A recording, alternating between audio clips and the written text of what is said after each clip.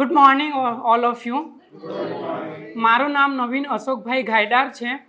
હું હાલ ગવર્મેન્ટ સરકારી જેઓ પરીક્ષાઓ બહાર પડે છે સ્પર્ધાત્મક પરીક્ષાઓની તૈયારી કરું છું. બુકબામ સિઝન 32માં અંતર્ગત પુસ્તક સમીક્ષા જે સેશન 32 અંતર્ગત મેં જે પુસ્તક પસંદ કર્યું છે તેનું નામ છે જય હો, જેના લેખક છે જય વસાવડા. તો આ બુકનું પૃષ્ઠ જે ભાગ છે આ પુઠ્ઠું તેના પર એક મુઠ્ઠી બતાવેલી છે, એક સી બતાવેલો છે અને એક જય હો જે લેખક છે એમનો ફોટો છે અને એક સરસ મજાનું વાક્ય લખ્યું છે કે do is better than IQ, કે તમે તમારા આઈક્યુથી પણ ઘણું સારું કરી શકો છો. તો આ પુસ્તક જે નામ હતું જય હો, લેખકનું નામ છે જય વસાવડા, પ્રકાશક છે રીમઝીમ ક્રિએશન. તેની કિંમત છે 350 રૂપિયા અને કુલ પૃષ્ઠની સંખ્યા 244 છે. બાહ્ય મૂલ્યાંકન કે પુસ્તકના મુખ પૃષ્ઠ પર જયભાઈનો ખમીરવંતો ચહેરો, સિંહની મુખાકૃતિ અને હાથની મુઠ્ઠી આપણને દ્રશ્યમાન થાય છે, જે જયભાઈ જેવી સાહસિકતા, સિંહ જેવી વીરતા અને આપણે કહીએ ને કે કર લો મુઠ્ઠી મેં એવી એક મુઠ્ઠી બતાવવામાં આવી છે, જેવા ધ્યેય વાક્ય તરફ વાચકને ઇંગિત કરે એવું છે. બેક કવર પર મધદરિયે કૂદકા મારતા 4 યુવાનો અને હર્ષ બ્રહ્મભટ્ટની સુંદર કવિતા અમે રાગમાંથી બેઠા થવાના મૂકવામાં આવી છે, જે વાચકોના જોશ ભરીને તેમના પુસ્તક વાંચવા કે ખરીદવા મજબૂર કરવા માટે પૂરતું છે. પુસ્તકનું કદ તેને લઈને ગમે ત્યાં જઈ શકાય અને એક હાથમાં આપણે મૂકીને વાંચી શકીએ એવી સાઇઝ છે પુસ્તકની. અને દરેક લેખમાં લેખકે લેખ વિષયક સુભાષિતો, કવિતાઓ, કાવ્ય પંક્તિ અને ચિત્રો મૂકીને પુસ્તકને દળદાર અને મજેદાર બનાવવામાં આવ્યું છે. આ પુસ્તકમાં પરિચય જો કરાવવા જાઉં તો જિંદગીના ઝંઝવાતો સામે સ્મિત અને જખમોનું સ્વાગત કરતા મને શીખવાડ્યું. મસ્તક ટટ્ટાર કરતું પુસ્તક એટલે જય હો. પહેલા પાને ઝવેરચંદ મેઘાણીની કવિતા આગે કદમથી થતો આરંભ અને છેલ્લા પાને કલાપી અમે જોગી બધા વરવા શમશાનો ઢૂંઢનારાઓથી થતો અંત. આ બંને બાબતો જાણે પુસ્તકનો ઘણી રીતે સારાંશ કહી જાય એ પ્રમાણે છે. લેખક પુસ્તક માટેની મહેનત દર્શાવી જાય છે. ટોટલ 3 પ્રકરણોમાં આ પુસ્તક સમાવેશ કરવામાં આવ્યો છે. પહેલું ટાઇટલ છે સાહસ અને શૌર્ય, કે સચિન તેંડુલકર છે, અબ્દુલ કલામ છે, કોઈ જેવા મહત્વના પાત્રો છે એમાં જેમાં સાહસ છે તો સાહસનો ગુણ બતાવ્યો, જેમાં શૌર્ય છે તો શૌર્યનો ગુણ બતાવ્યો. પછી તક અને તૈયારી. ઘણી વખત આપણા જીવનમાં એવી તકો આવતી હોય છે, જો આપણે તેને ઝડપી લઈએ તો કાં નિષ્ફળ જઈએ કાં સફળ થઈએ, પણ તક ચૂકવાની નથી એવું આપણને લેખક સમજાવે છે. પછી ત્રીજું મહત્વનું છે તે જીગર અને જિંદગી. આ 3 વિભાગો અંતર્ગત કુલ 50 લેખોને અહીં સમાવવામાં આવ્યા છે.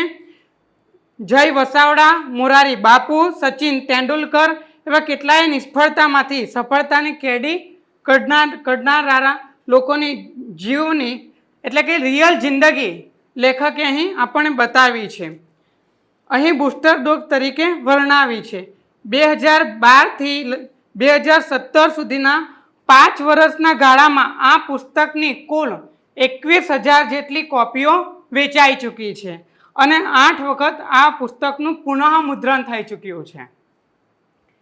દરેક લેખ મને ગમતું તે કે દરેક લેખના અંતે આવતો પાવર મંચ, કે જ્યારે એક આર્ટિકલ આપે છે તો વચ્ચે વચ્ચે લેખક આપણને પાવર પંચ કહીને સંબોધે છે, જાણે આપણને એવું લાગે કે આપણા માટે જ લખ્યું હોય.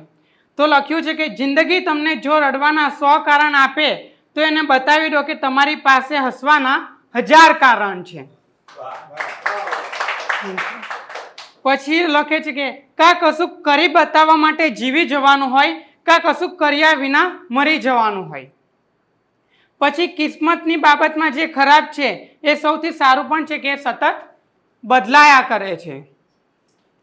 અને એક છેલ્લે એક ફની પાવર પંચ લખે છે કે ઘણી વખત એવું કહેતા હોય છે કે આ તો બહુ કઠિન કામ છે, આ મારાથી નહીં થાય. તો લેખક નોંધે છે કે जिन तूफानों में लोगों की आशियाना उड़ जाते हैं जिन तूफानों में लोगों के आशियाना उड़ जाते हैं, इन तूफानों में हम अपने चड्डी बनियान सुकाते हैं।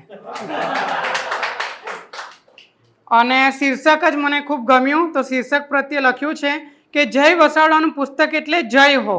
શીર્ષક ઉચિત લાગે, પણ અહીં જય હોને વિષય વસ્તુ સાથે પણ એટલી જ નિસ્બત છે. દરેક વિભાગના દરેક લેખ આપણને ઊંઘમાંથી ઉઠાડી મૂકે એવી અને નવી ઉર્જા ભરી દે તેવો શીર્ષક છે, એટલે જય હો.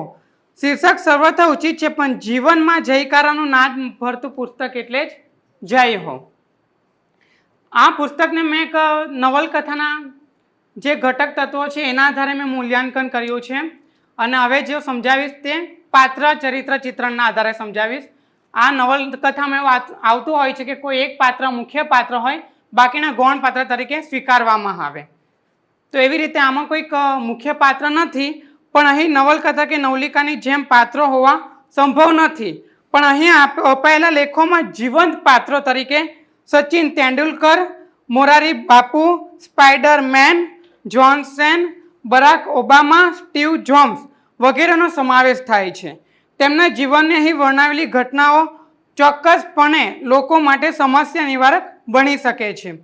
કેન્સર, મને ગમતું એકમાત્ર આર્ટિકલ એટલે કેન્સર પેશન્ટ લીસા, કે એના પોતાને એવું થઈ ગયું કે હવે મારાથી જિંદગી નહીં જીવાય, અને મૃત્યુમાંથી જીવિત થયેલી એક મુખ્ય પાત્ર એટલે લીસાનું પાત્ર, કે તે ખુમારીથી જિંદાદિલીનું ઉત્તમ ઉદાહરણ ગણાવી શકાય તેમ છે. પછી આમાં વચ્ચે વચ્ચે સંવાદોની દ્રષ્ટિએ મેં જો મૂલ્યાંકન કર્યું તો વચ્ચે વચ્ચે સંવાદ કળા પણ લેખકની ઉત્તમ છે, કે after all tomorrow is the another day, અને કે પ્રત્યેક જે દિવસ હોય છે આપણને કંઈક નવું શીખવે છે. જાણે કે આપણે રસ્તા પર ચાલતા હોઈએ તો આપણને અમુક ગરીબ બાળક હોય, કંઈ ભિખારી બાળક હોય, અંજાણ વ્યક્તિ હોય, પણ આપણને એવી સ્માઇલ આપે કે રાતે આપણે ઊંઘતા હોય તો પણ આપણને એની સ્માઇલ યાદ રહી જાય. આપણે તેને ઓળખતા પણ નથી, છતાં એની સ્માઇલને આપણે વારે વારે યાદ કરીએ છીએ. મીન્સ કે પ્રત્યેક એવો દિવસ છે કે આપણે કંઈક ને કંઈક જીવનમાં શીખવે છે, આપણા માટે નવો દિવસ છે. પછી ક્યારેક કશુંક મેળવવા માટે કશુંક ખૂબ કિંમતી ગુમાવવું પડે છે. પછી ડોન્ટ ક્રાય, જસ્ટ ટ્રાય. પછી લેખક એવું માને છે કે માત્ર બોલવામાં નહીં, પોતાના સપનાને જિંદગીને સર્જન કરવામાં માને છે. પછી આગળ લેખન શૈલી, તો લેખન શૈલી મીન્સ કે બુકની ભાષા કેવી, તો આપણે પ્રશ્ન થાય કે આ બુકની ભાષા મને સમજાશે કે કેમ. તો આ પુસ્તક 10 થી 12 વર્ષનું બાળક વાંચે તો એને પણ સમજાઈ જાય, 50 વર્ષથી મોટા વાંચે તેને પણ સમજાઈ જાય, આપણી ઉંમરના કોઈ યંગસ્ટર વાંચે તો પણ સમજાઈ જાય. એવી સરળ, મધુર અને એકદમ સરળ ભાષામાં એમણે આપ્યું છે. પછી છે કે ઘણી વખત આપણે ન્યૂઝપેપર વાંચતા હોઈએ તો આપણે અવારનવાર સમાચારો સાંભળતા હોઈએ છીએ કે આ વ્યક્તિએ આ કારણોસર આપઘાત કર્યું, પપ્પાએ મોબાઈલ ન અપાવ્યો તો આપઘાત કર્યું, કોઈ પતિ હોય અને વાઈફને ફરવાને લઈ ગયો તો આપઘાત કર્યો. તો વાંદરીવાલા ફાઉન્ડેશન એક સર્વે કર્યો, અને સર્વેમાં નોંધ્યું કે દર 40 સેકન્ડમાં માત્ર ભારતમાં ટોટલ 14 જેટલા એવા વ્યક્તિઓ છે જેઓ આપઘાતમાં કરવા માટે પ્રયત્ન કરે છે. એમાં 7 થી 8 જણા એવા વ્યક્તિઓ છે કે આપઘાત કરીને એમનું 100% મૃત્યુ થઈ જાય છે. તો મને કહેતા આનંદ આવે કે આ બુક વાંચીને જે ટોટલ ગુજરાતના, એમાં સુરતથી પણ 4 એવા વ્યક્તિઓ છે કે જેમને આ પુસ્તક વાંચીને આપઘાત કરવાનું ટાળ્યું છે. હવે કુલ 46 જણાની જિંદગી આ પુસ્તકોએ બચાવેલી છે. એ બધા જે આપઘાત કરનારા જે છે એમની યાદી પણ લેખકે આપણને સરસ રીતે નિરૂપાયેલી છે કે તેઓ હાલ શું, પહેલાં શું હતા અને હાલ શું છે. તો ટોટલ 46 વ્યક્તિઓના અભિપ્રાયો એમણે આપ્યા છે. એવું કહેવાય કે ક્યાડાભાઈ કહેતા હોય છે પોતાના કવિતા જ્યારે નોંધે ત્યારે, કે અને વિજય સર પણ કહેતા હોય કે માણસને પુસ્તક શું છે તો કે માણસને પસ્તી થતા રોકે છે, પણ આ બુક શું છે તો કે માણસને મરતા, માણસને આપઘાત કરતા રોકે છે. અને આ જય વસાવડાની બીજી અનેક એવી બુકો છે, મમ્મી પપ્પા, જયત્વ, જય હો, પછી ખાતા રહે મેરા દિલ, એવી અનેક બુકો છે મને ગમતી. આ એક સૌથી મજાની બુકો છે. બધાને જીવનમાં વ્યક્તિને એવી હેબિટ હોય છે કે સાથે આપણે જ્યારે સૂઈ જઈએ તો બેડ પાસે કાં ઇયરફોન નાખીને સૂઈ જઈએ, કાં મોબાઈલ મૂકીને સૂઈ જઈએ, કાં માળા કરતા હોય તો માળા સૂઈ જઈએ. પણ જ્યારથી મારો પોતાનો અનુભવ કહું તો મને આ બુક એટલા માટે ગમે છે. દરરોજ રાતે હું મારી જોડે બાજુમાં રાખીને સૂઈ જાઉં છું. આ બુક મને એટલા માટે ગમે છે કે જ્યારે હું પોતે 10મામાં ફેલ થયેલો હતો અને ગણિત વિજ્ઞાનમાં, ત્યારે બીજી વખત ટ્રાય આપેલી હતી, તો મને પોતાને લાગતું નહોતું કે હું પાસ થઈ કે કેમ. અને એના પછી એવું બન્યું કે ઓટોમેટિક મેરિટ ઊંચું જતું ગયું. પછી જીવનમાં મારો બીજો એક ટર્નિંગ પોઈન્ટ આવ્યો કે માસ્ટર ડિગ્રી મેં વીર નર્મદ સાઉથ ગુજરાત યુનિવર્સિટીમાંથી કરેલી છે. તો પેપર એક વિશ્વ સાહિત્ય નામનું પેપર આવે છે.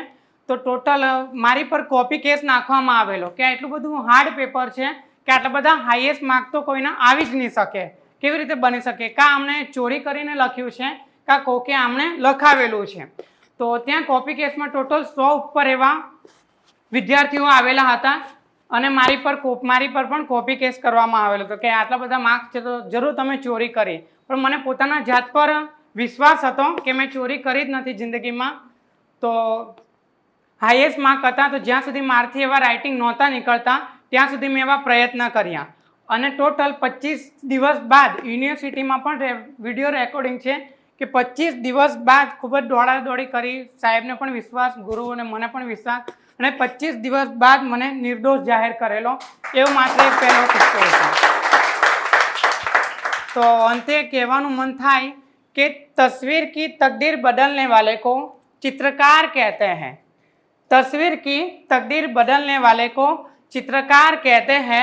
मेरी जिंदगी में रोशनी डालने वाले को ही जय हो कहते हैं.